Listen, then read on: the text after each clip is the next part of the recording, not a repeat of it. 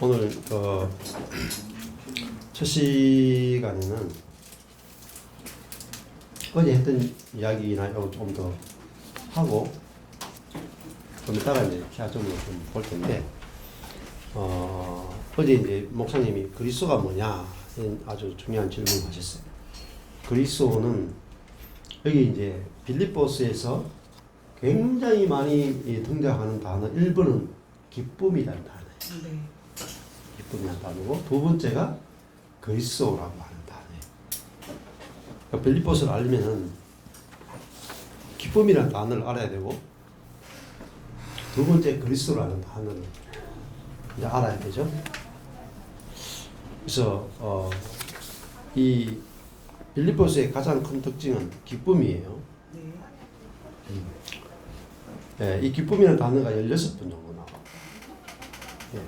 그리고 그리스도라는 말도 굉장히 많이 나오는데 이 빌립보스는 온통 그리스도로 가득 찬 편지다.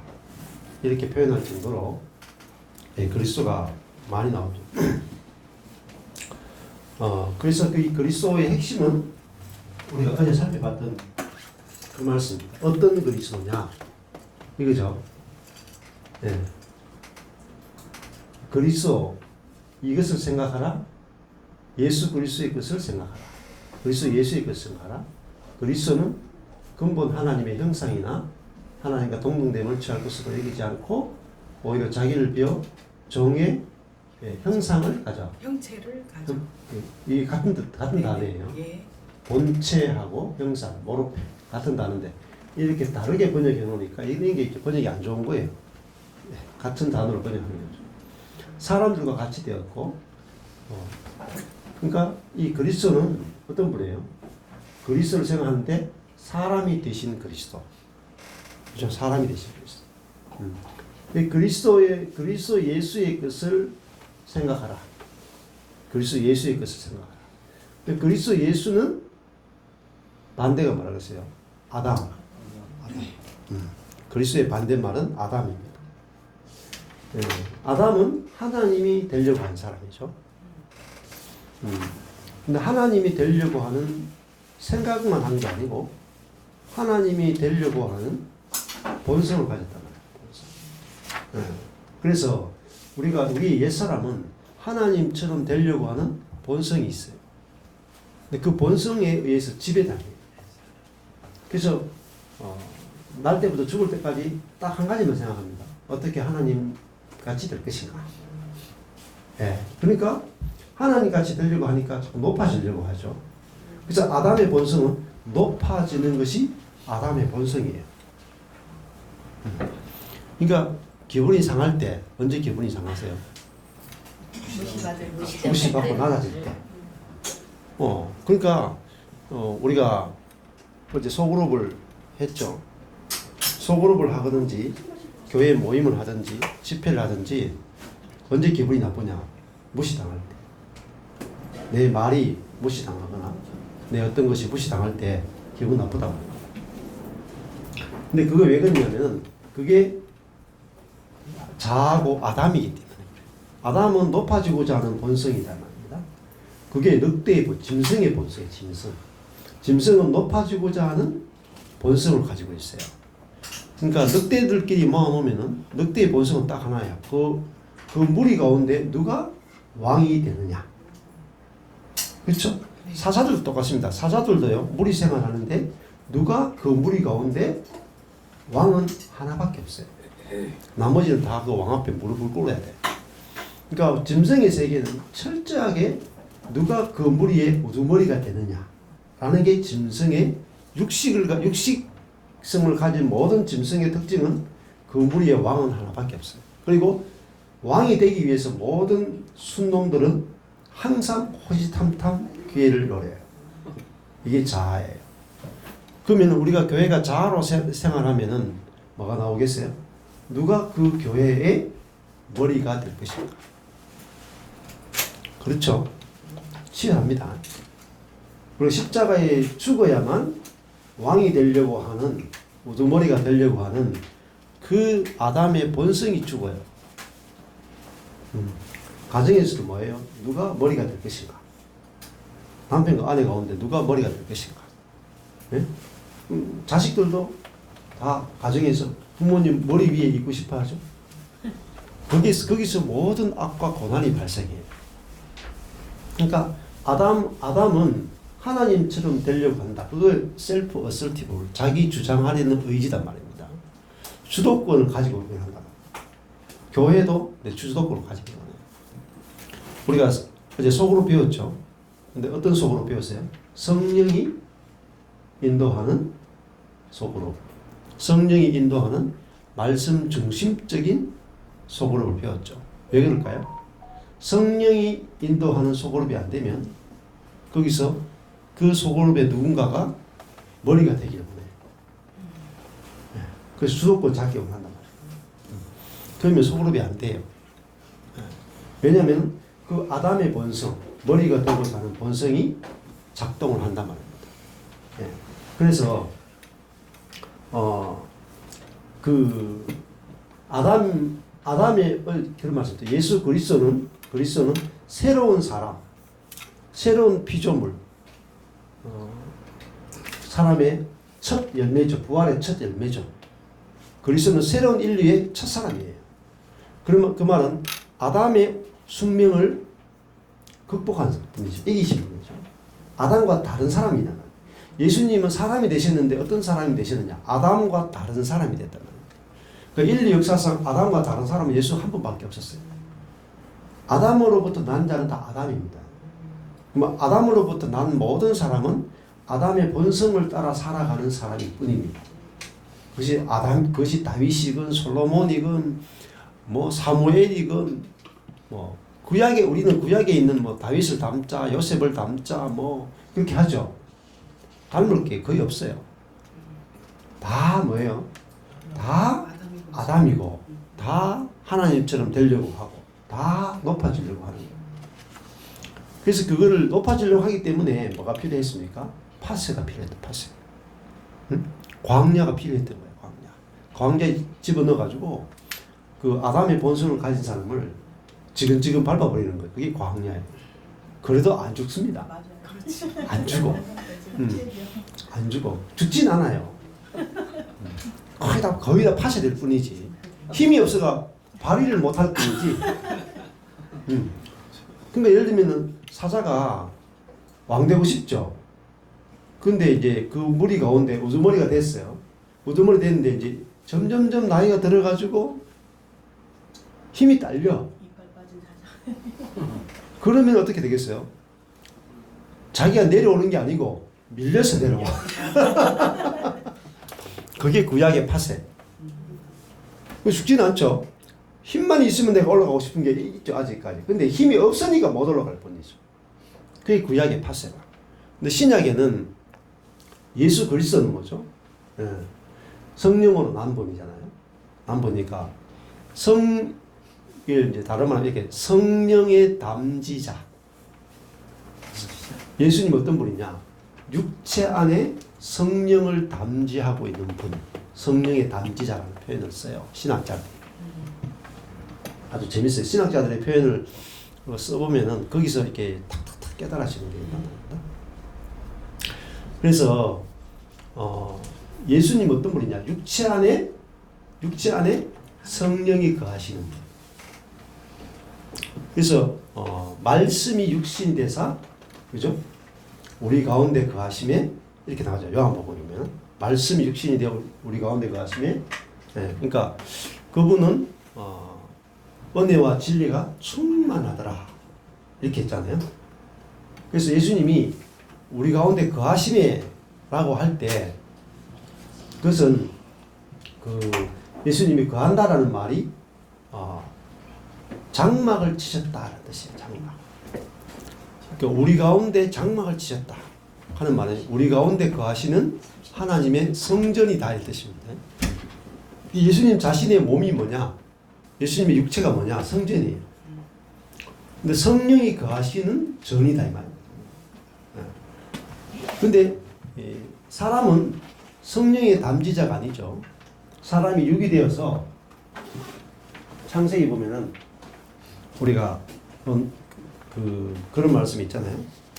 창세기 앞에 보면은 창세기 6장 2절에 보면은 나의 신이 영원히 사람과 함께 하지 아니하리니 이는 그들이 육체가 됨이라.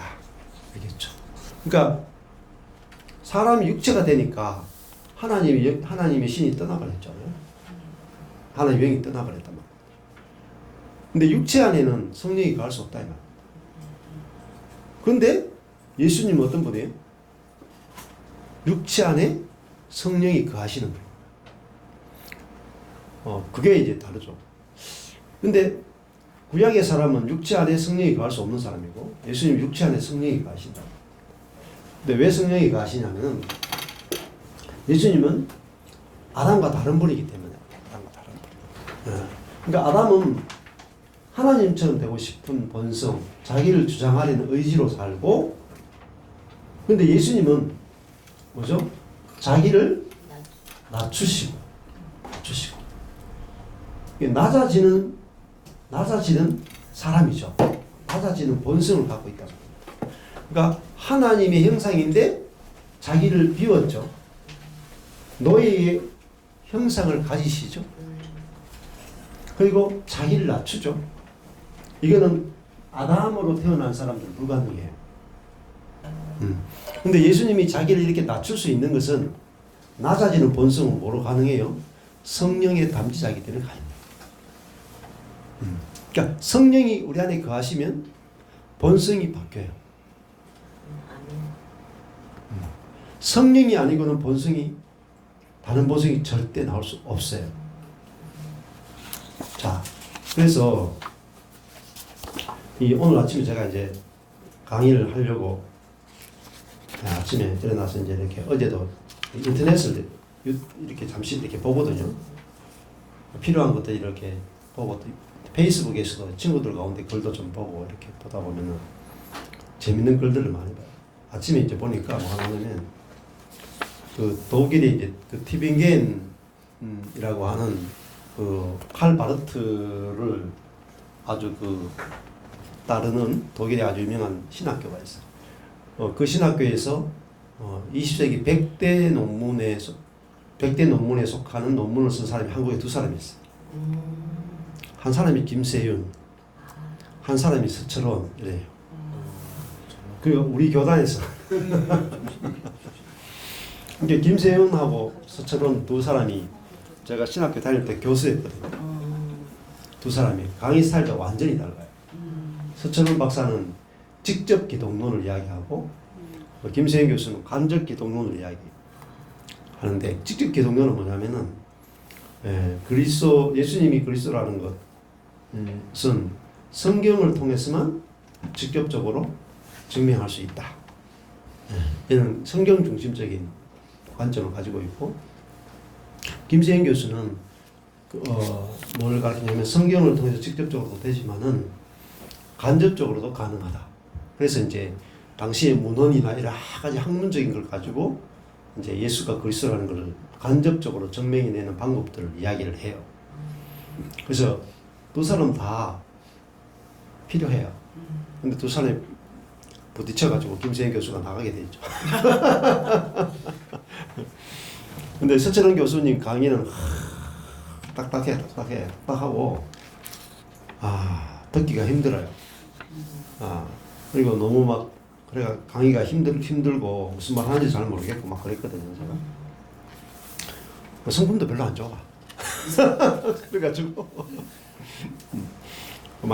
저도 별로 안 좋아하는 교수가 하는데, 요즘 이제 그 제자가 있어요. 제자 되는 목사님이 있는데 그분이 칼럼을 많이 써요. 서철원 박사의 그 글들을 많이 인용하면서 이분이 진짜 정통이라고 막 이야기를 해요.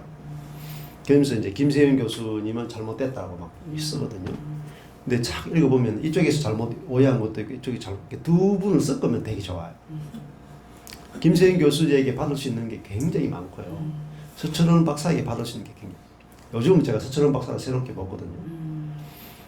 근데 이분이 제가 전하는 보고 막 거의 똑같아요. 한국에서 박영선 목사님, 남포의 박영선 목사님, 서철원 박사님, 뭐 정대훈 목사 이런 세 사람이 이야기하는 게 뭐냐면은 그분들이 비판받을 때 뭐라고 비판하는 줄 아세요? 자동성화론으로 비판을 해요. 자동성화론. 저절로 뭐예요? 저절로 성화론이죠? 예, 그렇죠. 저절로. 예. 거의 똑같아요. 예. 근데 이분들이 사실은 진짜 정통이라. 예. 개혁주의이고 뭐 칼빈주의군요. 지금 서철원 그 박사님이 그리고 박영선 목사님이 가장 복음적인 쪽에 속해요. 정말. 그래서 제가 그 분의 글을 이분이 그 좀 너무 딱딱하고 어떤 부분들은 좀 틀린 부분도 있어요.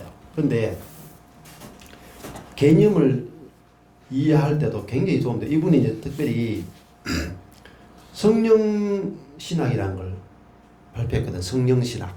그러니까 기존의 오순절이나 뭐 신사도 운동이나 이런 신비적인 성령론이 아니라 진짜 성경이 말하는 성령론이 뭐냐? 그걸 이제 발표했는 게 성령 신학이에요. 그래서 아침에 이제 인터넷을 이렇게 보니까 이렇게 정리를 해요. 제가 읽어드릴게요. 이서철원 박사님의 이제 글이 됩니다. 하나님의 아들이 사람이 되사 성령 담지자가 되었으므로, 그러니까 예수 그리스도를 성령 담지자라고 합니다. 네. 제가 했잖아요. 네. 예수님이 이 땅에서 철저하게 성령으로 사신 분이다. 이분 중요한 성령 담지자가 되었으므로 성령 파송이 아들이시며 구속주이신 예수 그리스도에게 위임되었다. 그러니까 예수님이 성령의 담지자가 되기 때문에 성령을 파송할 수 있는 분이 됐다는 거예요. 예수 그리스도가 파송한 성령은, 이 표현이 너무 재밌어요. 예수 그리스도가 파송한 성령, 그러니까 예수님이 성천하신 다음에 예수님이 성령을 파송하죠. 근데 어떤 성령을 파송하느냐? 예수에게 담지된 성령을 파송했다. 너무 재밌는 표현이에요. 예수에게 담지된 성령이므로 예수 그리스도로 인각되었다. 예수 그리스도가 새겨진 성령을 보냈다 이 말입니다. 예수에게 담지된 성령, 하지만 예수에게 들어 있었던 성령을 보냈다. 자기 속에 있던 성령을 보냈다 이 말입니다. 그러므로 오신 성령은 예수 그리스도의 얼굴로 나타난다. 이렇게 표현. 예수의 그리스도 얼굴로 나타난다. 그러면 이건 조금 쉽게 설명하면 이런 거죠. 예수 그리스도 안에 있던 성령은 약간 쉽게 표현하면 장아찌처럼 예수 안에 담궈졌죠. 그러니까 여기 오이가 그 장아찌 이 간장하고 뭐 이렇게 식초하고 꿀하고 여러 가지 섞으면은 그게 되잖아요. 장아찌 물이 되잖아요. 거기다가 오이를 딱 집어넣으면은 그 오이 속에 간장하고 꿀하고 식초가 배겨 들어가죠. 그 오이를 딱 건져내면 이제 그 오이하고 장아찌 물이 합쳐지죠. 그러니까 성령께서 예수 속에 들어갔죠.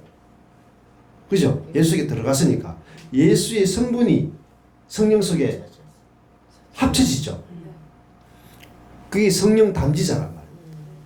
그래서 그 성령을 우리 가운데 예수께서 성천하시는 우리에게 보냈단 말입니다. 그러면 예수의 성분이 담지된 성령이 우리에게 오신 거예요. 자기의 성분을 담아서 우리에게 보냈단 말이에요. 그러면 자기의 성분을 다른 식으로 표현하면 뭐 여기서요?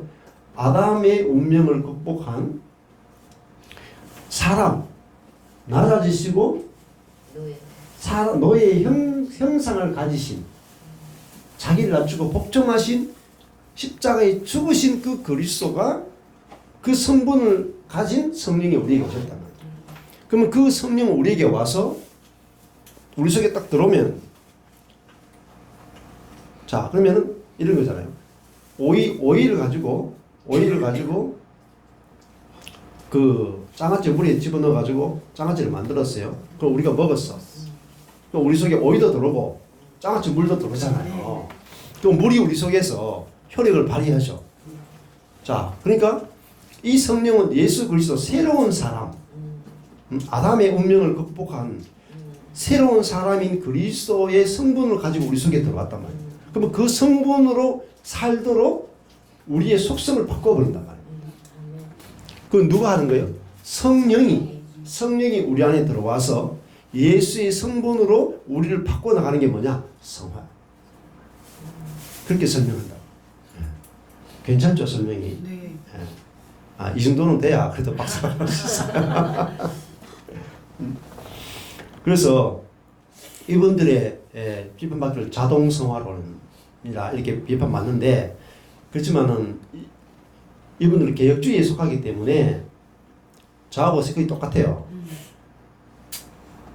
성화에서 중요한 게 뭐냐면은 꼭 뭐가 있어야 되냐면은 여기서는 말씀과 기도라고 그랬거든요. 이분들은. 근데 제일 중요한 건 말씀이에요. 말씀. 그러니까 복음이 교회에서 개혁주의자들 발견한 게 뭐냐면은 성도가 은혜를 받는 길 딱 하나밖에 없어요. 성도가 은혜 받는 길은요, 복음 선포 말씀이에요. 복음의 말씀이 강단을 통해서 들려질 때 그 말씀이 의해서 우리가 어떤 존재가 되었는지, 성령이 어떤 분인지, 우리 안에 계신 성령이 어떤 분인지 알게 될 때 그 자동적으로 말씀에 의해서 우리 속에 있잖아요, 성화가 이루어진다.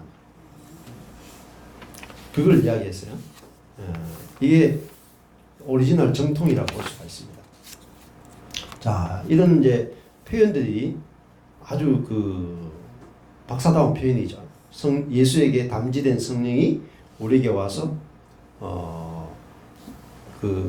우리를 예수 그리스도의 얼굴로 나타나게 한다.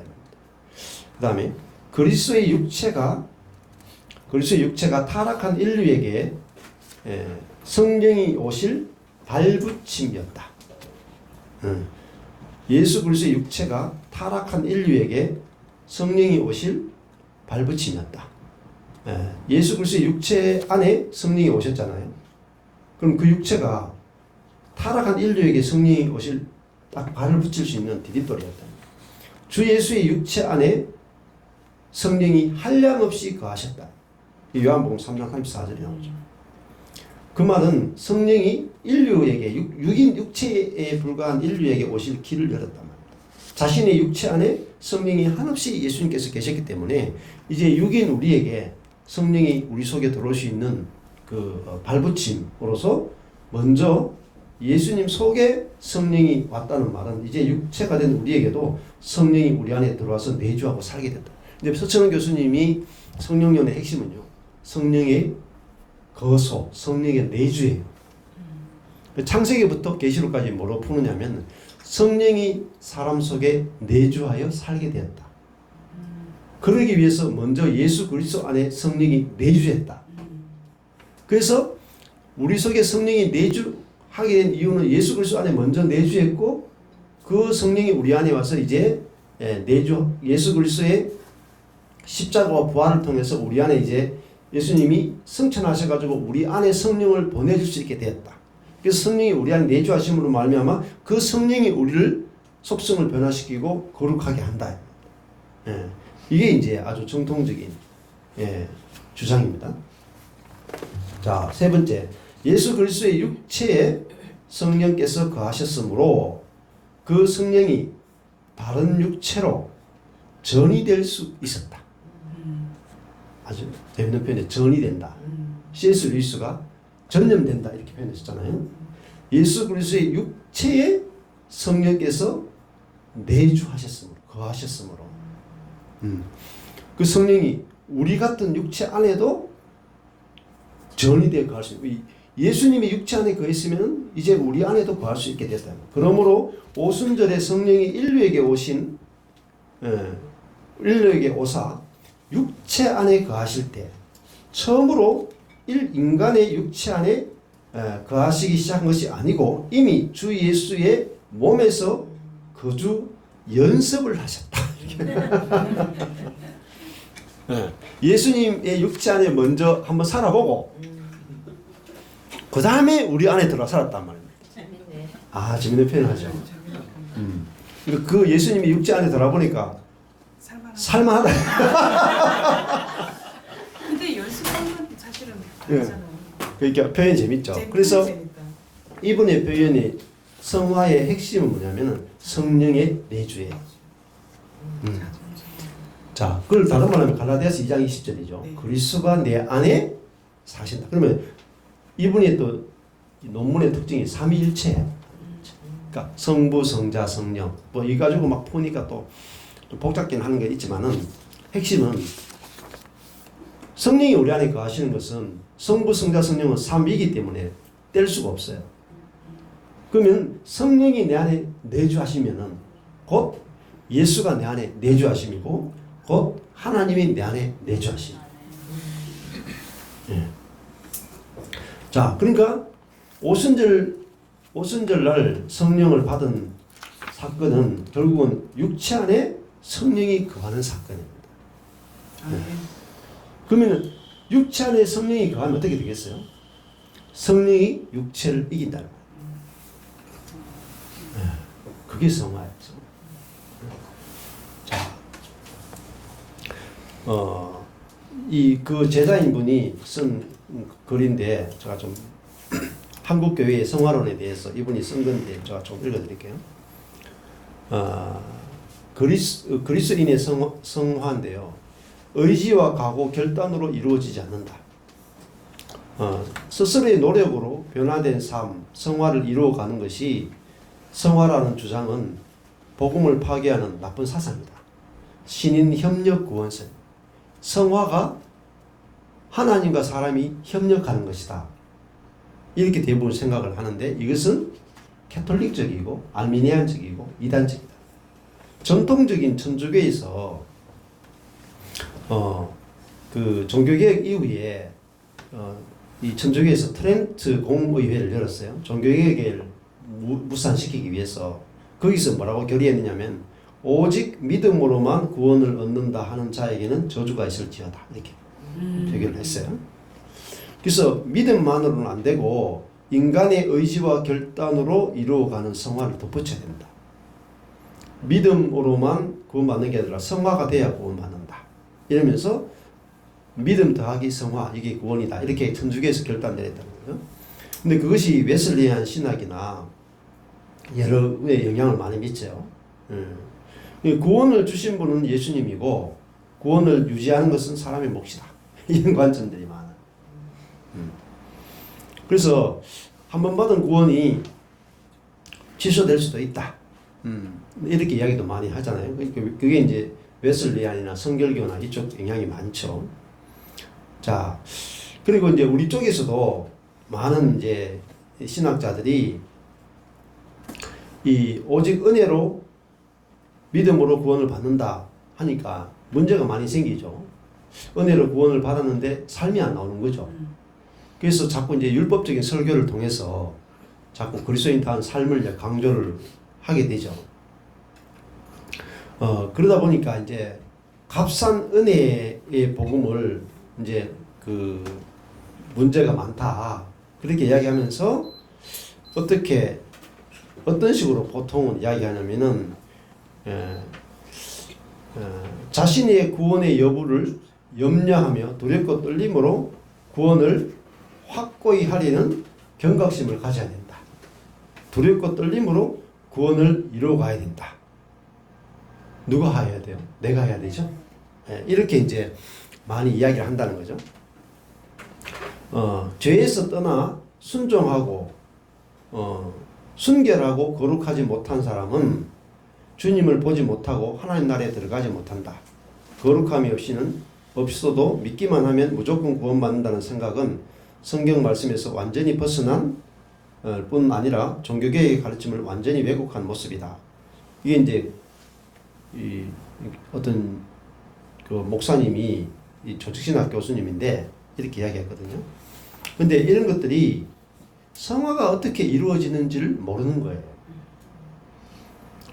그러니까 성화가 인간의 일이라고 인간 쪽에서 뭐 해야 되는 것으로 자꾸 생각하기 때문에 헷갈리고요.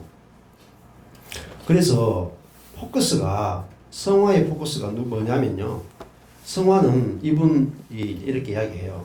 서철원 박사의 제자인데, 성화됨은 그리스도와 부활을 적용시키는 성령의 재창조의 결과다. 아멘. 그리스도와 부활을 적용시키는 분이 누구냐? 그리스도의 십자가와 부활을 적용시키는 분이 성령이다. 성령이 그리스도의 십자가와 부활을 우리에게 적용시켜서 우리 옛사람을 죽이고 새사람으로 창조한단 말입니다. 그건 누가 하느냐? 성령이다. 그래서 성화는 성령의 재창조의 결과다. 이렇게 표현해요. 이걸 이제 이렇게 또 표현했습니다. 진정 하나님의 은혜로 예수님을 믿음으로 칭의 구원을 얻은 사람에게는 즉시로 복음적인 삶으로의 방향 전환이 일어나게 됩니다.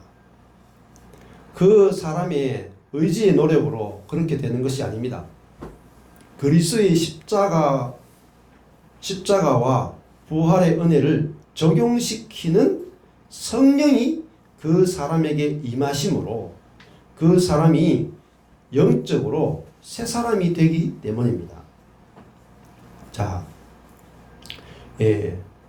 이게 그리스도의 십자가와 부활의 은혜를 적용시키는 성령이 그 사람에게 임하심으로 영적으로 새 사람이 된다.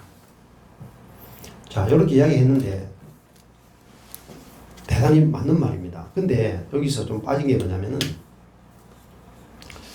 영적으로 새 사람이 되게 하는 성령, 그리고 십자가 부활의 은혜를 적용시키는 성령이 그 사람에게 임하는데, 여기서 예수를 믿기만 하면 임했다 이렇게 들어가죠. 그렇잖아요, 요거는.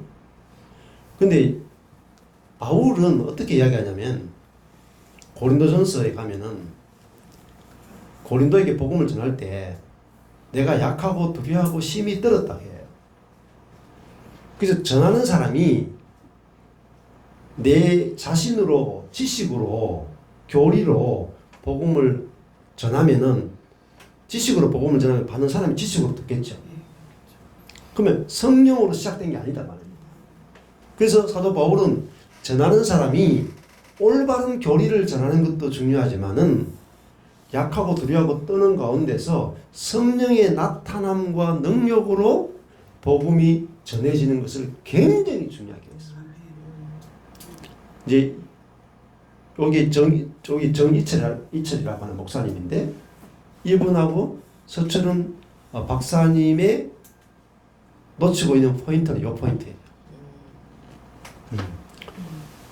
너무나 좋은 정통,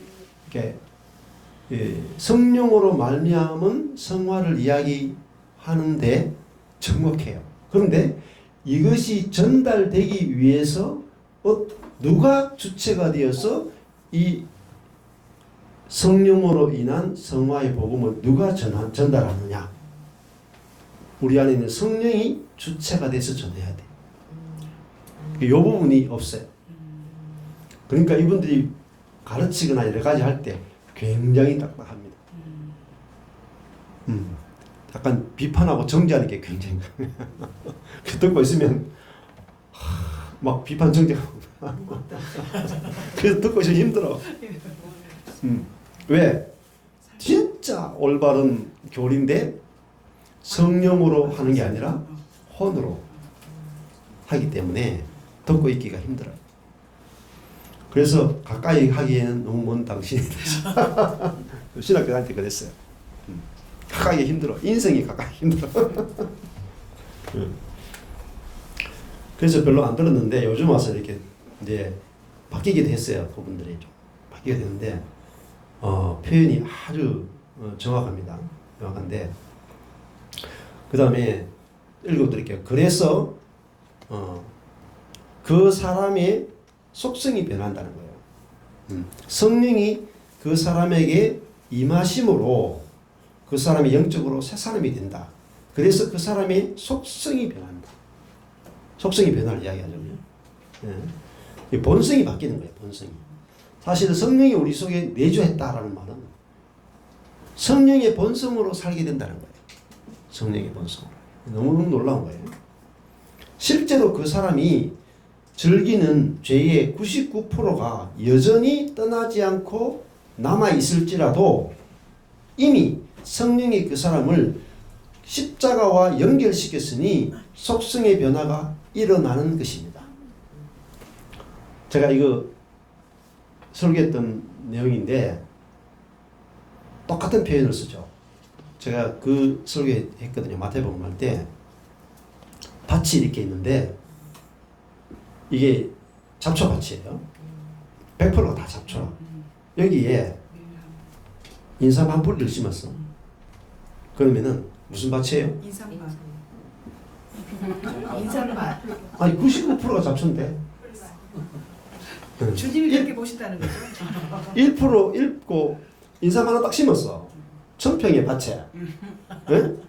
다 잡초고 인삼 한 뿌리 딱 심었으면 여러분 우리가 볼 때는 보면은 뭐로 보여요? 잡초밖에 안 보여요. 잡초. 잡초밭이냐? 아니다니까. 그 밭은 인삼밭이에요. 놀라운. 네. 속성이 바뀌었단 말입니다. 우리 속에 성령이 왔죠. 경험되는 거는 1%라. 0.1%라. 그런데 성령이 무엇의 담지자라고 왔어요? 예수 안에 들어 있었던, 그죠? 예수의 성분을 그대로 가져서 우리 속에 들어왔죠. 그러면 이 내 안에 오신 성령은 우리를 예수의 형상으로 예수로 옷 입게 우리를 바꾸어 나가신단 말입니다. 뭐로요? 은혜의 복음의 말씀을 들을 때 은혜의 방편으로서 말씀이 우리에게 복음이 들려올 때 우리 속에서 성령이 일하신단 말이에요. 우리 속에 계신 성령이 언제 일하시느냐? 복음의 말씀이 들리죠. 아멘. 그러니까 말씀만 들으시면 돼요. 말씀을 전하시고 말씀을 나누시면 된다. 그것이 성화에서 가장 중요한데 말씀과 성령. 자, 그래서 이것도 재밌는 표현이잖아요. 99%가 여전히 떠나지 않고 남아있을지라도 이미 성령이 그 사람을 십자가와 연결시켰으니 속성의 변화가 일어나는 거죠. 그러면은 우리가 사람을 볼 때 아까 전에 1000평의 밭에 잡초밭에 인삼 한 뿌리 있어. 인삼은 안 보이거든요. 그럼 우리 그 사람을 보고 잡초 많네. 하나도 안 변화됐네. 변화가 안 보여. 다 그렇게 교제를 하는 거예요. 여러분 이 속으로 해보세요. 상대방 잡초 보기 바빠. 그 속에 있는 인삼이 안 보이네. 인삼이 보여야 교제가 돼요. 잡초가 있어도 별 신경 쓸 필요가 없어요. 잡초는 누가 없애요? 인삼이 번식되면서 잡초를 없애는 거예요. 성령께서 뭐예요? 우리가 말씀을 나눌 때 인삼이 번식되면서 잡초가 없어지는 거예요. 어떤 말씀을 나눠야 돼요? 복음의 말씀. 복음의 말씀을 나눠야 돼요. 그 복음의 말씀 나누는 게 뭐예요? 당신은 이리 봐도 인삼밭이네, 저리 봐도 인삼밭이네. 이게 복음이에요. 근데 어제 이제 우리 김영모 목사님하고 제일 마지막에 안 죽었네. 이게 뭐죠? 잡초밭이네 이 말이에요. 죽었네 해야 돼요. 안 죽은 게 999% 나타나도 죽은 게 1%, 0.1%만 나타나도 0.01%만 나타나도 죽은 거예요. 아멘. 여러분 죽었다가 안 되면 부활의 생명 안 나타납니다. 응? 그리스도는 하나님의 표현체라 그랬잖아요. 하나님의 생명의 표현체죠. 하나님의 생명이 어떻게 표현되냐? 죽어야 표현돼요. 내가 하나님의 생명의 표현체라고 아무리 알고 있어도 표현이 안 됩니다. 왜 표현 안 될까요? 하나님의 생명은 부활의 생명이고 예수 그리스도의 연합을 통해서만 표현되는 거예요. 그리고 성령을 알아야 표현이 돼요. 근데 그 제일 중요한 것은 죽음입니다. 죽음. 예. 그러니까 아담의 뭐가 죽었느냐? 아담의 운명이 죽었고요. 첫사람 아담이 죽은 거예요. 그러니까 첫사람 아담과 아담의 자기 주장 의지와 하나님처럼 되려고 하는 교만과 자기중심성과 이 모든 것들이 사단의 모든 속성이 그리스도 안에서 그리스도가 십자가 죽을 때 완전히 같이 번제로 불에 타서 죽었단 말입니다. 그래서 교제가 언제 가능하냐? 너도 죽었고 나도 죽었다 했으면 교제가 가능해요. 예. 죽자. 죽어야 한다. 자기를 부인해라. 절대 교제가 안 됩니다. 땡. 탈락. 그럼 죽어야 한다에서는 생명이 안 나옵니다. 안 죽었잖아요. 부활의 생명은요, 죽은 자의 죽음 이후에 나타나는 것이 부활의 생명이에요. 예. 그러니까 아담의 생명을 끝내지 않고는 예수 생명이 안 나와요. 그 십자가가 하나님의 지혜고 하나님의 능력이다. 아멘. 그러면요, 죽었다에 확실히 못이 박혀야 돼. 그래서 장어 잡을 때 있잖아요. 장어, 뱀장어 이런 거 있잖아요. 장어 잡을 때 어떻게 머리를 확 찍어가지고 딱 박아놓고 껍질을 딱 벗긴다. 안 그러면 미끌미끌해가지고 못 벗겨요. 마찬가지로 아담을 확실히 끝내려면 아담이 죽었다부터 끝나야 돼요. 십자가. 그래서 워치만 리의 정상적인 그리스도인의 생활에 대한 책을 읽어보면 그 중에 한 파트가 뭐냐면요. 십자가는 두 세계의 경계다. 이렇게. 두 세계의 경계다. 한 세계가 끝나고 다른 세계로 넘어가려면은 십자가가 절대적으로 필요하다. 십자가 없이 다른 세계 못 넘어갑니다. 아담의 세계에서 그리스도의 세계로 넘어가려면 반드시 십자가가 있어요. 한 세계가 끝이 나야 다음 세계가 오는 거예요. 자, 근데 여기서도 지금 성령 그래서 서천원 박사님이 뭘 하느냐 딱 그거 해요. 내가 갈라디아서 2장 20절을 똑같이 해요. 예를 들면 뭐 이렇게 내가 자아가 막 나타나거나 죄가 나타날 때 내가 그리스도와 함께 십자가에 못 박혔다. 나는 그 말씀만 생각하면 그 자아가 죽는다는 거죠. 그리스도께서 이루신 그 말씀을 가지고 자아를 죽음에 넘긴다. 그렇게 적용을 한대요. 그 말씀 가지고. 자, 그러니까 노력하는 게 아니다. 노력하는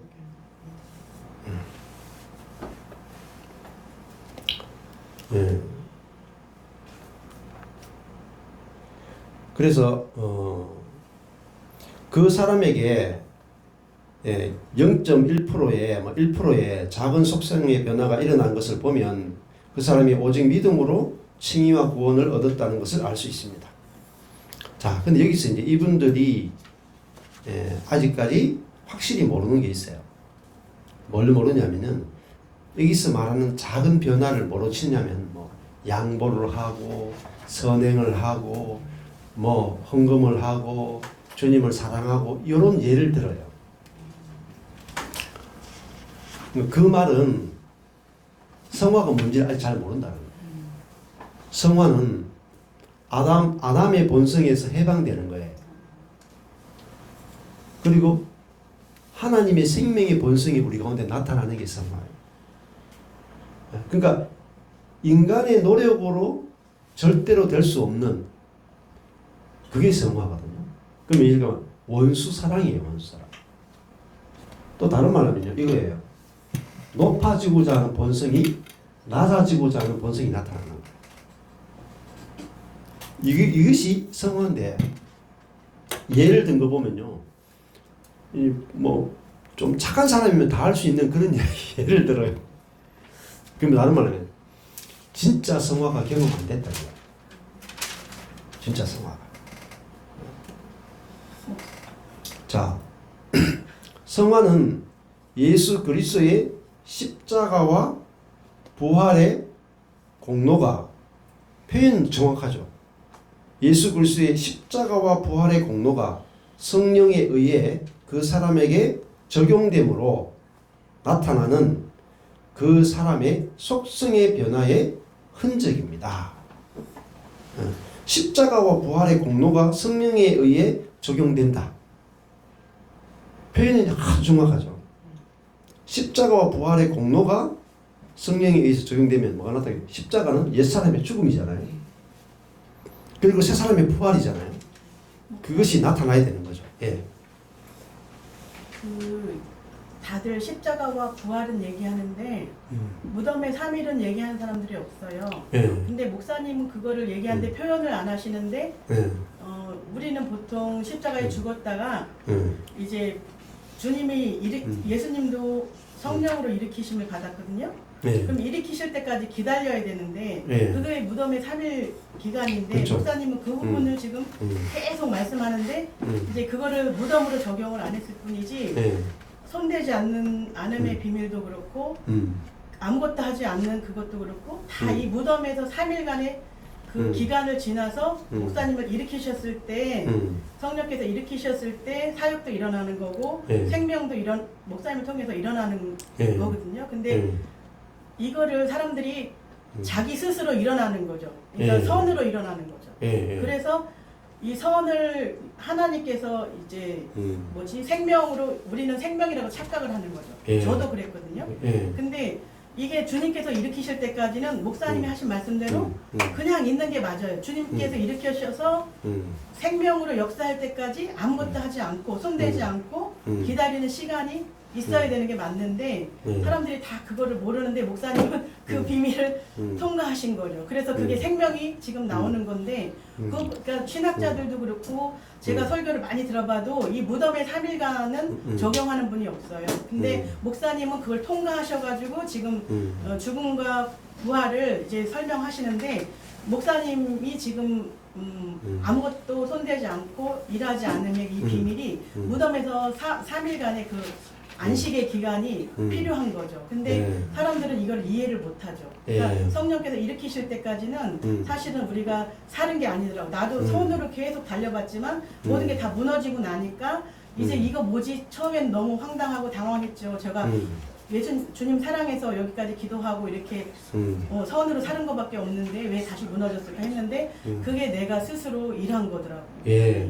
아, 중요한 표현입니다. 그러니까 죽음은 아담의 세계와 아담의 본성을 끝내는 거잖아요. 그리고 3일 동안 장사 지내는 기간이 있죠. 그러니까 장사 지낸다는 것은 모든 사람에게 이 사람이 죽은 사람이라는 것을 증명해내는 기간입니다. 이 사람은 가능성이 없다. 이 사람은 스스로 일어날 수 없는 사람이다. 완전히 망한 사람이다. 이 사람은 변화가 불가능한 사람이다. 그게 장사 지내는 3일이에요. 3일 동안 죽은 자는 가만히 있죠. 죽은 자는 아무것도 못해요. 예수님도 무덤에 장사 지낸 바 되어서 무덤 속에 있었잖아요. 3일 후에 하나님이 성령을 보내서 예수님을 부활시키셨다는 거예요. 그러니까 예수님은 부활을 당하신 거죠. 스스로 살아난 게 아니고 자기는 한 것이 아무것도 없어요. 그냥 무덤에 시체로 계셨단 말입니다. 근데 성령이 와서 예수님을 부활시켜버린 거예요. 자, 그게 이제 지난번에 했던 에베소서 말씀이란 말입니다. 에베소 말씀은 우리에게 베푸신 능력이 지극히 크심이 어떠함을 알게 해 주십시오. 이렇게 기도했죠. 그러니까 우리에게 베풀어진 능력이 뭐냐? 부활의 능력이에요. 예수님을 장사 지낸 3일 후에 죽은 자를 예수를 부활시켜서 하늘에 앉힌 그 능력이 우리에게 동일하게 역사했다. 그것이 부활과 승천의 능력이잖아요. 자, 그러니까 이분들이 이야기하는 건 뭐죠? 지금 성화에서 중요한 것은 성령이 십자가와 부활을 우리에게 적용한다. 적용한다. 근데 이것을 뭐로 해요?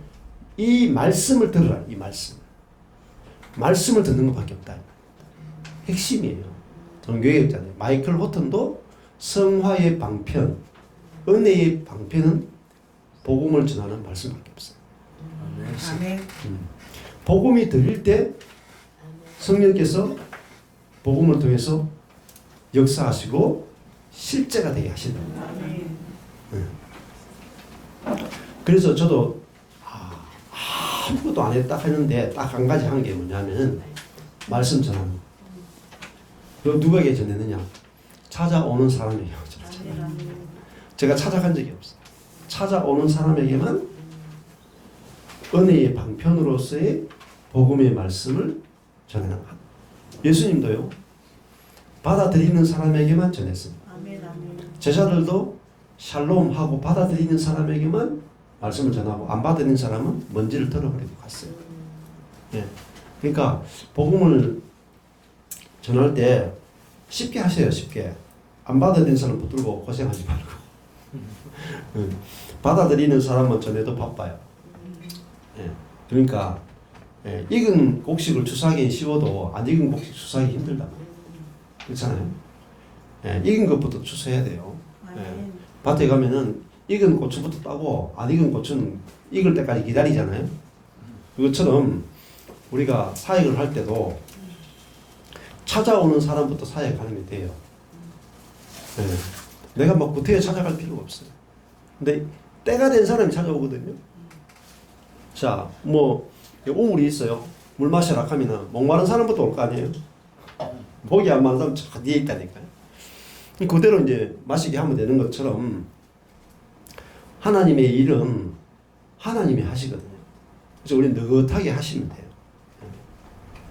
못하게 있으면은 또 쉬었다 하면 돼요. 저도 뭐 일주일에 지금 이렇게 주초에도 하고 주말에도 하고 집회를 지금 일주일에 2번씩 하고 또 매일 스카이프 한 2개, 3개씩 하는데 강행군 한다고 강행군이죠. 그렇죠. 근데 하다가 힘들면 안 할 거예요. 그리고 막 제 에너지와 제 힘으로 다 할 수가 없어요. 그래서 주님이 하게 하시면 하고 뭐 쉬게 하시면 쉬고 그런 거죠. 예. 자, 여기 이제 포커스가요. 이 부분에서 성화를 굉장히 깊이까지 들어갔죠. 십자가 부활을 적용시키는 성령이 우리 안에서 십자가 부활을 적용시켜서 우리를 속성을 변화시키고 우리를 새롭게 창조해야 된단 말입니다. 날로 새롭게 하신단 말입니다. 이게 성령의 일이에요. 여기까지는 굉장히 잘 봤어요. 여기서 더 나가야 돼요. 주체가 바뀌어야 돼. 내가 죽고 예수가 산다. 여기까지 가면 더 쉬워져요. 더 쉬워져. 내가 죽고 예수가 산다가 안 되면은 이렇게 말을 해도 여전히 내가 나와요. 여전히 내가 나와. 그리고요, 여기서 죽었다 할 때 예수님의 십자가와 부활을 성령이 적용시켜서 우리를 새롭게 창조한다까지는 알았죠. 큰 명제는 알았어. 세부적인 게 없어. 십자가가 어떤 사람을 죽였는지, 아담이 누군지, 그리스도가 누군지, 뭘 죽이고 뭘 살려내는지 구체적인 디테일이 없어요. 디테일이 없으면 또 원점이라. 그래서 우리 김영웅 목사님이 말씀이 아주 구체적이어야 된다. 그렇게 말씀하시는 게 그 뜻이에요. 그러니까 내가 그리스도와 함께 십자가 못 박혀 죽었다. 안 할 때 뭐가 죽었는지 아셔야 돼.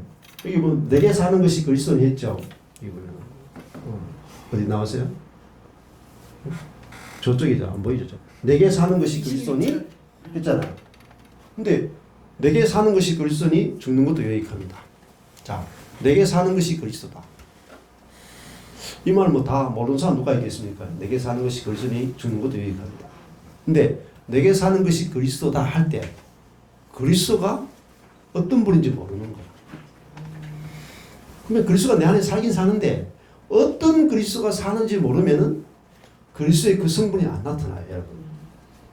그래서 뭐가 필요해요? 은혜의 방편으로서의 말씀이 필요한 거예요. 내게 사는 분이 그리스도 할 때 그 그리스도는 아담의 숙명을 이기신 그리스도란 말입니다. 아멘. 하나님처럼 되려고 하는 속성이 없고 자기를 낮추어서 노예의 형체를 기꺼이 가지신 그 그리스도. 그 그리스도가 내게 산단 말이에요. 내게 산다. 그러니까 죽는 것도 유익하다는 게 뭐겠어요? 낮아지는 것, 낮추어지는 것, 또 내가 기쁘게 받아들일 수 있다 이 말입니다. 아멘. 망하는 것도 기꺼이 받아들일 수 있다 이 말입니다. 그러니까 어때요? 내게 사는 것이 그리스도니 자기를 낮추어 종의 형체를 가져 죽기까지 복종하신 그 그리스도가 내게 살죠. 그렇잖아요? 구체적으로 그럼 여기서 내게 사는 것이 그리스도니 죽는 것도 유익합니다 했는데 내게 사는 것이 그리스도라 했을 때 이 빌립보서에서 말하는 그리스도는 어떤 그리스도냐 맞죠? 구체적이어야 돼요. 그래서 뭐가 필요해요? 말씀이 필요한 거예요. 구체적이려면. 그래서 내게 사는 그리스도는 어떤 그리스도? 빌립보에서 말하는 그리스도는 하나님과 동등됨을 취할 것으로 여기지 않는 그리스도고 노예의 형체를 가질 수 있는 그리스도고 자기를 낮출 수 있는 그리스도고 자기의 지혜를 신뢰하지 않는 그리스도고 자기의 판단을 신뢰하지 않는 그 그리스도가 내게 산다 이 말이에요. 그러니까 뭐가 나타나요? 내게요? 그리스도가 당연히 나타난다. 그 그리스도. 그러니까 우리가 성도가 교제할 때 상대방을 볼 때 네게 사는 것이 순전히 자아네 생자아네 이렇게 보는 이상은 교제가 안 돼요. 은혜가 안 흘러. 복음 안에서 교제하는 게 아니에요. 그래서 여기서 뭐라 그래요? 너희가 복음 안에서 교제함을 인함이다. 근데 복음 안에서 교제하는 게 뭔지를 몰라. 성경이 이렇게 내가 너희를 인해서 심히 기뻐하면 너희가 이제까지 복음 안에서 교제함을 인합니다. 그 복음이 뭐죠? 그리스도의 복음 안에서 교제하기 때문이다. 그리스도는 자기를 낮춰 죽기까지 복종하신 그 그리스도가 흐르는 교제 안에서 교제하고 있기 때문이다. 이렇게 연결이 되셔야 돼요. 아주 구체적이어야 돼요. 그러면은 이 구체적으로 그리스도의 말씀이 선포될 때 우리 속에서요 그리스도가 나타나는 거죠. 역사하고 나타난다. 그러면 이 말씀을 여러분이 구체적으로 들었어요? 아, 높아지려고 하는 하나님처럼 되려고 하는 그 아담이 죽고 이제는 자기를 낮추어 사람이 되신 그 그리스도가 내 속에 사는구나. 이게 진짜 사는 거죠. 이게 참 사람이다. 새 피조물이다. 하나님처럼 되려고 하는 게 없는 사람. 그게 새 사람. 자, 이게 복음이잖아요. 복음이 들려올 때 이 복음이 내 속에서 성령께서 우리를 하나님처럼 되려고 하는 것이 없는 그리스도의 속성으로 그리스도의 사람으로 우리를 바꾸신다고 합니다. 날로 속성을 증가시키신다. 자라게 하신단 말입니다. 열매를 맺게 하신다. 그게 성한 거죠. 그렇죠. 네. 네. 근데 복음을 모르면요. 복음이 구체적이지 않으면요. 구체적인 열매가 안 맺힙니다. 구체적으로. 네. 그러니까 내게 사는 분이 그리스도니까 이것도 그냥 이렇게 한 번 들어서 아는 게 아니에요. 자꾸 이야기해 봐야 돼요. 내게 사는 것이 그리스도니, 네게 사는 것이 그리스도니, 우리 가운데 사는 것이 그리스도니. 이게 적용이에요. 이게 말씀 묵상이에요. 이렇게 적용을 해야 되는데 우리 막 적용을 막 다르게 하는 거라. 복음을 적용하셔야 돼요. 성령이 십자가와 부활을 우리 가운데 적용하시잖아요. 그럼 우리도 뭐예요? 십자가와 부활을 적용하는 거죠. 성령이 적용하시는 거라. 네. 그래서 성화는 이렇게 표현해요. 성화는 성령이 이미 그리스도의 십자가와 부활을 적용하여 그 사람의 속성을 변화시켰기 때문에 시작되었습니다. 아멘. 시작되었습니다. 속성이 바뀐 거예요, 우리가. 성령이 우리 안에 내주했다는 말은 본성이 바뀌었단 말입니다. 그리스도의 십자가와 부활로 그 사람은 영적으로 재창조되었으므로 성화가 지속적으로 시작됩니다. 자, 여기 보면은 했죠? 우리가 성화가 뭐냐? 이 빌립보서에서 그죠? 여기 보면은 6절 너희 속에 착한 일을 시작하신 이가 그리스도 예수의 날까지 이루실 것을 우리가 확신합니다. 주어가 시작하신 이죠. 그죠? 스스로가 이루신다. 시작하신 이가 이루신다. 그렇죠? 이게 견인교리예요. 견인교리. 수진학자들이 많이 이야기하는 견인교리예요. 그러니까 시작하신 이가 이루시니까 우리가 할 일이 있습니까? 없습니다. 우리는 복음만 나누시면 돼요. 시작하는 씨가 이루신다라는 이 복음을 선포하고 듣고 들으면 우리 속에 믿음이 생기고 성령께서 우리 가운데 일하신다.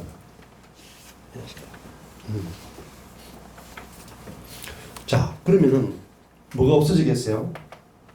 율법이 없어져요. 율법이 뭡니까? 고쳐라. 고쳐라. 변화되라. 네. 우리 24시간 동안 사람을 만나면은 항상 뭐가 올라오냐면은 이거 고쳐라, 저거 고쳐라, 상식적이 되라, 양심적이 되라, 정직해라, 성실해라, 예의 발라라. 그건 계속 어떤 변화를 요구하죠. 변화를. 네. 그러면 성화의 주체가 누구예요? 우리 자신이란 말이에요. 네. 그게 잘못된 거예요. 네. 그게 율법에 대하여 우리가 죽었죠. 갈라디아서 2장 19절. 우리가 율법에 대하여 죽은 것은 하나님을 향하여 살려 합니다. 우리가 하나님을 향하여 살아야 돼요. 율법을 향하여는 죽어야 돼요. 아멘. 그것이 바로 내가 죽고 그리스도가 사는 거다. 자, 그래서 우리가 우리 안에 계신 성령께서 우리를 옛사람의 죽음과 새사람의 부활로 날로 우리를 새롭게 하신다. 성령이 하신다. 그러면 우리가 니 좀 변화되라 이렇게 하는 게 아니고 너는 지금 성령께서 너를 날마다 새롭게 하고 계셔. 날마다 새롭게 창조하고 있어. 성령께서 당신을 어떻게 완전히 그리스도의 형상으로 나타나게 하실지 기대가 돼. 그게 뭐죠? 믿음. 믿어져야 돼요. 지금은 인삼이 한 뿌리밖에 안 보여도 잡초밭이라도 인삼이 한 뿌리밖에 없어도 완전히 인삼밭이 될 것을 믿고 소망하고 사랑하고 이게 믿음, 소망, 사랑. 이것으로 교제가 이루어집니다. 성령 안에서는 믿음, 소망, 사랑밖에 없어요. 아멘. 예? 아담 안에서는 판단, 정죄, 주기밖에 없어. 그렇죠? 그래서 사도 바울이 앞에 읽을 때 뭐라 그래요? 자, 그 빌립보서가 아까 전에 시작할 때 빌립보서가 뭐라 무슨 서신이라고 그랬어요? 기쁨의 서신이라고 그랬죠. 그러면은 이 빌립보서가 쓸 때 바울이건 빌립보 교인이건 둘 다요 기뻐할 수 있는 상황이 아니올시다. 네, 맞아요. 바울이 기뻐할 수 있는 상황이 아니죠. 바울은 지금 어떤 상황이냐면요. 지금 로마 감옥에 갇혀 있죠. 옥중서신입니다. 바울 서신 옥중서신. 삶과 죽음의 갈림길에 있는 거예요. 무죄 석방이냐 사형이냐.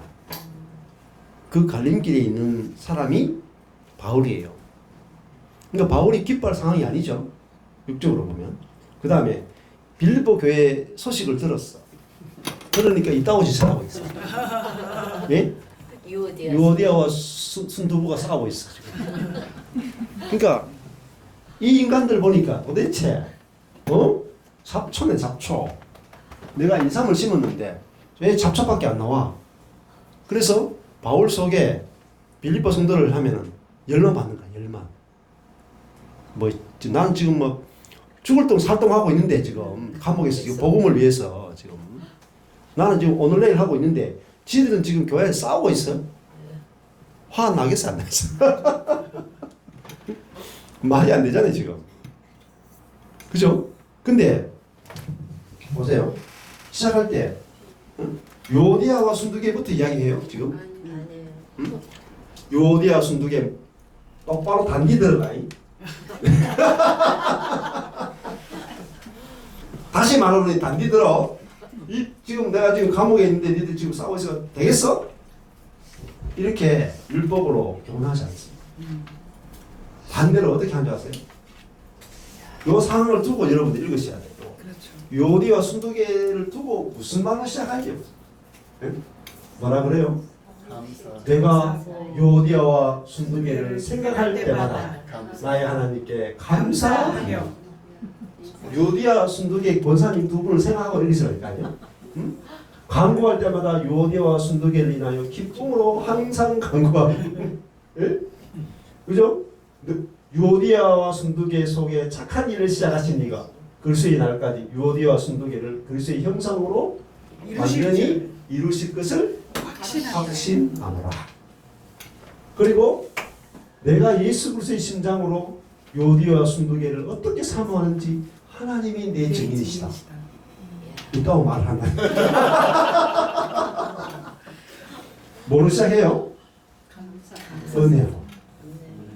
지금 싸우고 있는 이 두 사람 교회를 분열시키고 있죠. 요디아와 순두개가 교회를 분열시키고 있죠. 그런데 율법으로 시작해요? 아니죠. 내가 예수 그리스도의 심장으로 사랑한다.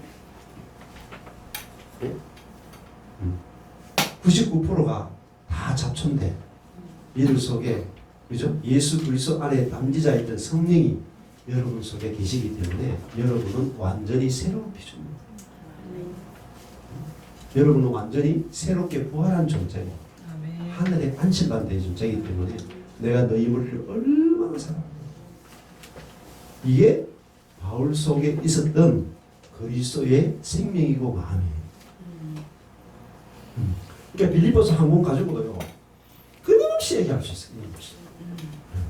이래야지 진짜 빌립보서를 먹는 거예요. 그러니까 잘 생각해보세요. 내가 평생 내 마음속에 말씀이 완전히 들어가지고 빌립보서 가면요 처음부터 끝까지 머릿속에 완전히 그냥 박혀가지고 완전히 뚫어진 성경이 있는지 대부분 성도는요 3대째 4대째 신앙생활 해도 내 속에 박혀있는 성경이 없어요.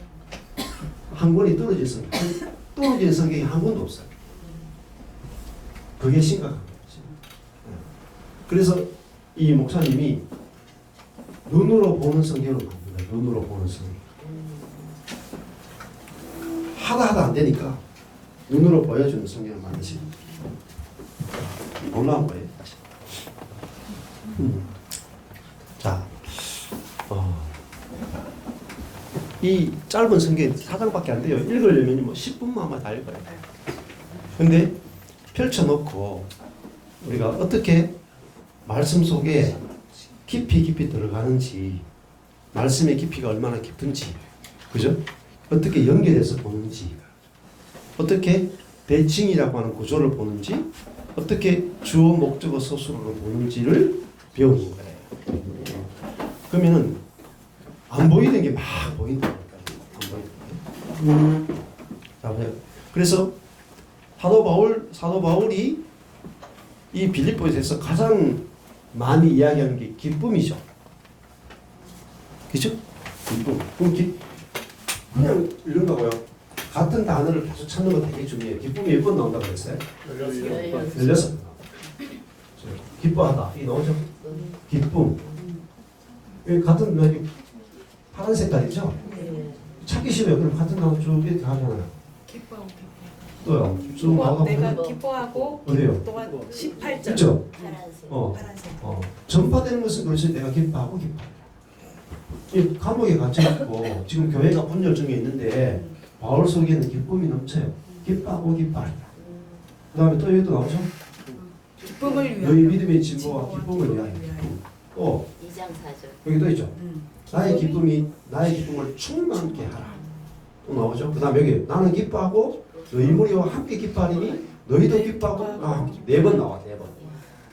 네. 여기 또 나오죠?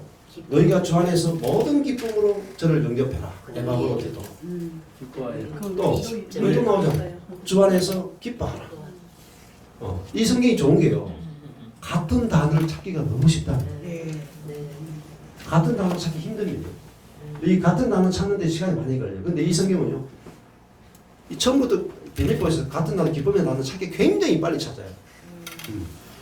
다른 것도 마찬가지입니다. 그리스도라는 단어도 찾기 너무 쉽잖아요. 색깔로 되어 있기 때문에. 그래서 이게 그냥 보는 게 아니에요. 같은 단어를 찾기 너무 좋아. 그 다음에 기쁨이 또 있나요? 있죠.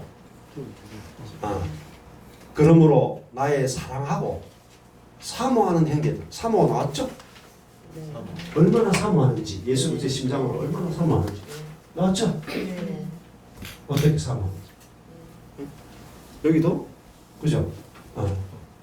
주 안에서 항상 기뻐하라. 내가 다시 말하는 기뻐하라.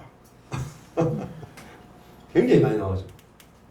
나의 사랑하고 사모하는 형제들. 어때요? 여러분 같은 옆에 있는 교회의 성도들 생각하면 4장 10절. 사모하고 막 기쁨이 됩니까? 기뻐야 돼요. 왜 안 기쁘냐면은 아담의 성분으로 살아요. 아담의 성분은 자기만 기뻐. 다른 인간은 하나도 기쁜 인간이 없어. 나 빼고 다 싫어. 마음에 드는 인간은 하나도 없다니까. 내 마음에 드는 인간 하나도 없어. 나도 마음에 안 들어. 나도 마음에 내가 봐도 내가 마음에 안 들어. 하나님은 마음에 안 들어. 그렇잖아요? 근데 바울은 왜 이렇게 기쁘냐 말이야. 감옥에 있는데. 교회가 뭐 분열 상황에 있는데도 기쁨을 이기지 못한다. 기쁨이 뭐죠? 성령의 열매. 성령. 희락. 하나님 나라를 누리는 거죠. 예. 네. 그러니까 예수가 사니까 기쁘다. 나의 기쁨이요 멸류관인 사랑하는 자들아. 이와 같이 주 안에서 이 멸류관이 뭐예요? 형제 자매가 멸류관이라. 여러분 좀 많이 봉사해서 천국 가서 멸류관 쓰려고 하지 말고 그런 멸류관을 벌써 던지고 형제 자매가 내 멸류관이라. 네? 형제 자매가 내 자랑이고 내 기쁨이고 내 멸류관이라. 안 그렇겠어요? 저도 제가 복음을 들으면서 여러분들이 하나님 나라 안에서 유명한 자들이 되면 제 멸류관이고 제 기쁨이 안 되겠어요? 아멘입니다. 그죠? 서로가 서로에게 멸류관이 되고 서로에게 기쁨이 되고 서로 자랑이 되는 거죠. 안 그래요? 그래서 사랑하는 사모하는 형제들 나의 기쁨이여 멸류관에 사랑하는 자들아 주 안에 서라. 요대야를 권하고 순두개를 권하노니 주 안에서 같은 마음을 품으라. 아주 부드럽게 권면하라. 이게 사랑이에요. 권면도요 아주 부드럽게 소프트하게 온유하게 겸손하게 그렇게 하는 거라고. 뭐 권위자로서 막 똑바로 하라이. 유권사, 순권사 따로 할래? 이렇게 안 한단 말입니다. 무릎 꿇어 이렇게 하지 않는 거야. 여기서 요 권하는 말 한마디 하기 전에 요걸 보세요. 요 말 한마디 하려고 앞에 요 말 하는 거예요. 말. 알겠어요? 우리 애한테 뭐 어떤 좀 권면할 말이 있어.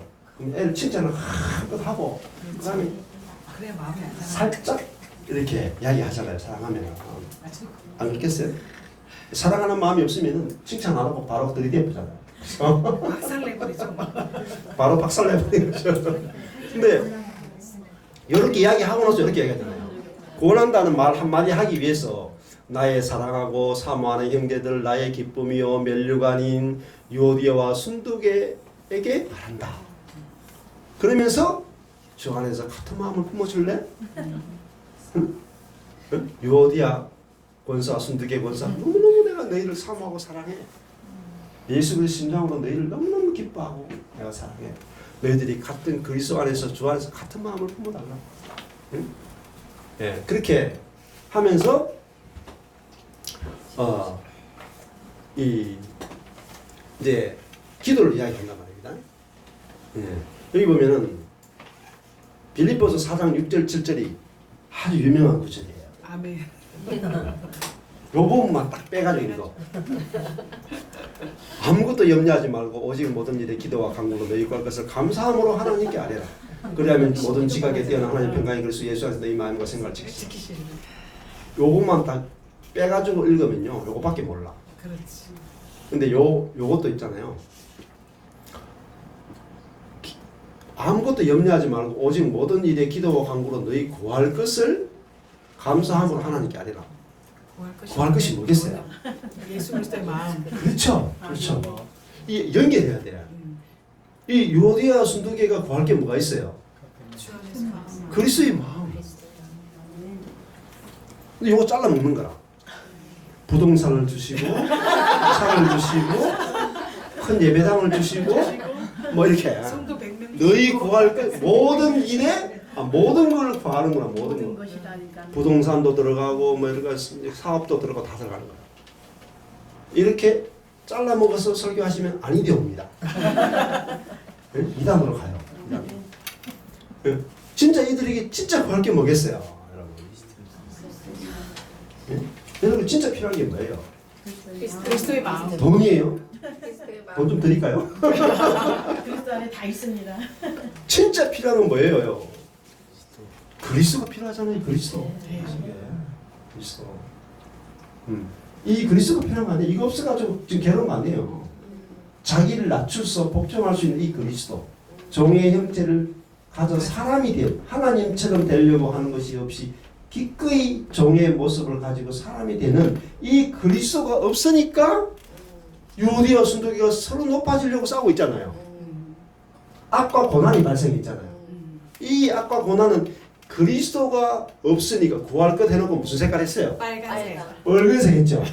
왜 빨간색 했겠을까요? 이분이 이 빌립보서만 한 10,000번을 보신 이분이 왜 구할 것을 빨간색으로 했을까요?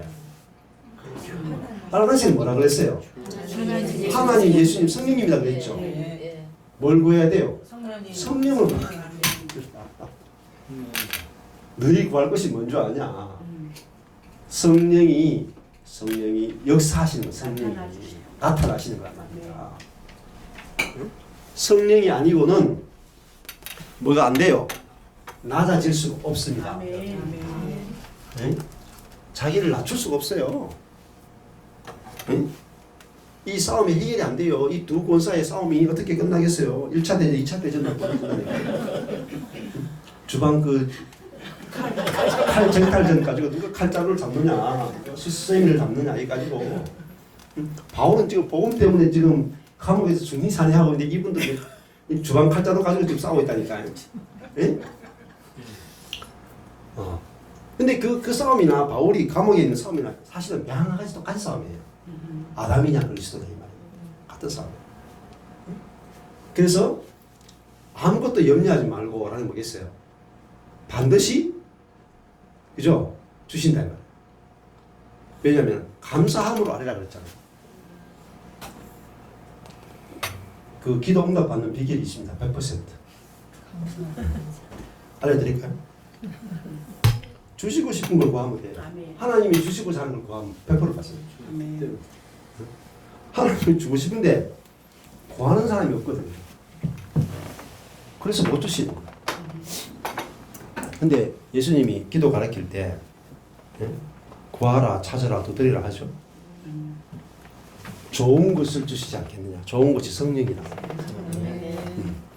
예수 안에 있었던 성령, 예수의 모든 성분을 장아찌처럼 몸에 품고 우리 안에 들어와서 예수의 성분을 우리에게 녹여내시는 그 성령이 없어서 우리가 악과 고난이 발생하고 모든 결핍과 문제가 발생한다. 그런데 그 성령이 우리 안에 있어서 예수의 성분이 우리 속에서 나타나게 하는 성령이 우리 속에 계시면요, 우리가 예수의 형상으로 바뀐다. 아담의 형상에서 예수의 형상으로 바뀌는 거예요. 그러면요, 내 중심적인 사람이 이타적이 되는 거예요. 어제 했잖아요. 아담은 에로스적인 사람이고 하나님은 아가페적인 존재다. 에로스는 자기 일을 위해서 모든 것을 끌어당긴다. 근데 아가페는 부족함이 없어 충만하기 때문에, 결핍이 없기 때문에 주는 존재라. 주는 사랑이다. 주는 거예요. 그러니까 저희 교회 보세요. 저희 교회가 줄 수 있는 교회예요. 생각해 보시라니까. 저희 교회가 줄 수 있는 교회가 아니에요. 상황을 보세요. 제 월급도 안 나온다니까요. 그런 교회가 막 퍼주잖아요. 제 시간을 제가 저희 교회 같은 경우에는 제가 24시간 경산에 머물러도 부족해. 안 그래요? 아니 지금 사례비도 안 나오는 교회이면 제가 지금 경산에부터가 경산교회를 살리려고 지금 막 뭐 수혈도 하고 막 인공호흡도 하고 막 이래가지고 경산교회 지금 살리기도 바쁘잖아요. 다시 딱 깨놓고 치면은 네. 어느 목사가 사실 저처럼 목회하는 거 미친 거예요. 그러니까 지금 내 교회도 지금 거의 혼수 상태인데 남 교회 돕겠다고 이 돌아다니잖아요. 이게 미친 목회라니까. 미친 목회. 저도 이해가 안 되는 목회라니까. 근데 하나님께서 이 목회를 시킨다니까. 이런 목회를 시킨다니까. 남들이 보면 좀 이상하죠. 아니 자기 교회 성도를 지금 양육하고 말씀을 전하고 교제하고 섬기고 해서 아니 내 교회 키워야 될 거 아니에요. 근데 밖으로 돌기만 하잖아요. 이게 뭐냐면 아가페예요. 아가페. 내 것으로 끌어당긴 게 없는 거예요. 나누어 주는 거예요. 왜냐하면 하나님의 생명은 나는 스스로 있는 자다. 여호와라는 말은 나는 스스로 있는 자다는 말. 나는 홀로 존재가 가능하다는 것이죠. 그 말은 부족함이 없다는 겁니다. 부족함이 없어야 홀로 있을 수 있다. 그리고 넘치기 때문에 주기만 하는 거예요. 받고자 하는 게 없어요. 하나님은 아가페적인 존재이기 때문에 결핍이 없다는 겁니다. 그래서 한없이 주신다. 한없이. 그저 무료로 조건 없이 주는 거예요. 그게 아가페예요. 근데 에로스는요, 항상 조건이 붙어요. 줄 때 돌려받아야 돼. 그러니까 내가 왜 주느냐? 내 결핍을 채우기 위해서 줘서 돌려받는 거예요. 투자해서 빼내는 거예요.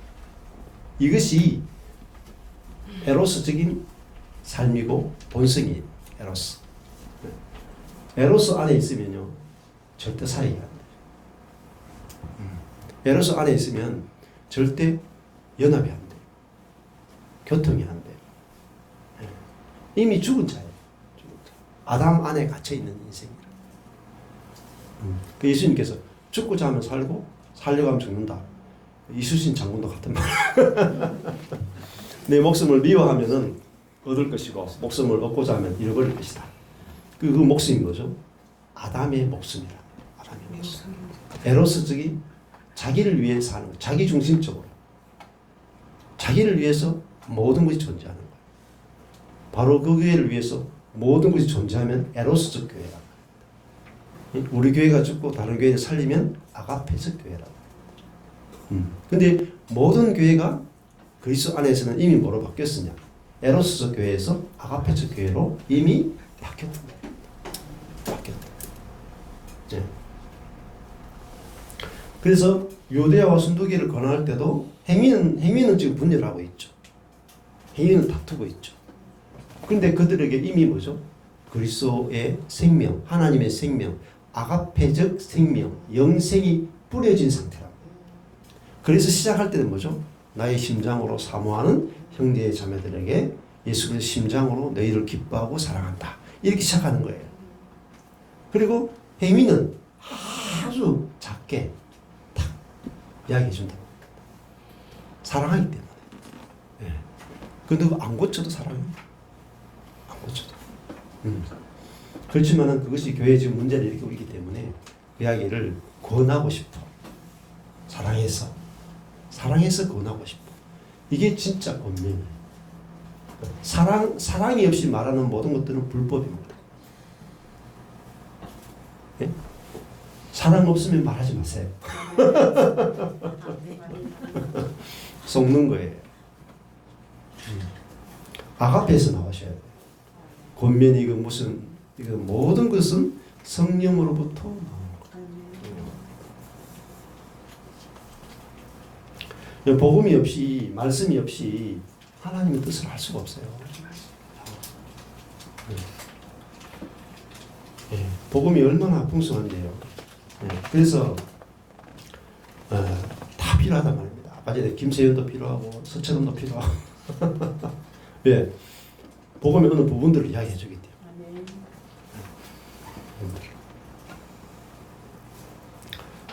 예, 그래서 빌립보 교인들은 어떤 상태에 있냐면요. 빌립보 교인들도 많은 그 고린도후서 8장에 가보면은 많은 시련이 있었어요. 그 로마로부터 유대인들로부터 많은 시련이 있었고 공격이 있었고 그다음에 빌립보 성도들죠. 극한 가난 가운데 있었어요. 극한 가난 가운데 있었고 핍박 가운데 있었고 안으로는 유대와 순두교가 내분하고 있어. 그러니까 얼마나 힘든 상황이에요. 여러분 뭐 우리가 지금 갖고 있는 가난은요 가난도 아니에요. 저는 이제 성경에 있는데 아유 하나님 왜 내가 이렇게 가난합니까 이렇게 생각했는데 사도 바울의 편지를 쭉 읽는데 공핍과 환난과 이렇게 쭉 나오더라고요. 공핍을 난 단어 볼게요. 진짜 궁핍이에요. 하루 한 끼도 못 먹는 게 궁핍이다. 근데 저는 궁핍한 적은 한 번도 없을 것 같아요. 좀 먹는 종류가 조금 질리다 싶으시. 건강식이잖아요. 근데. 우리는 궁핍 없습니다. 궁핍할 수가 없어. 근데 못 먹어봤자 두 끼라. 근데 조선왕조 500년 동안 우리나라 민족은 두 끼 먹었다고 하더라고요. 네. 세 끼 못 먹었어요. 우리 세 끼 먹은 지 얼마 안 돼. 너무 잘 먹어서 요즘 당뇨병 걸리잖아요. 그렇죠. 세 끼 먹어서 나오는 게 당뇨병이라. 너무 잘 먹어서 나오는 병이 당뇨병. 너무 과다하게 먹기 때문에 다 몸이 다 소화를 못해요. 독을 다 처리 못해가 나오는 게 당뇨병이에요. 자,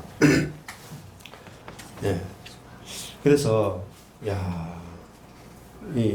그런 빌립보 성도들이 핍박과 가난과 내분 가운데 있었죠.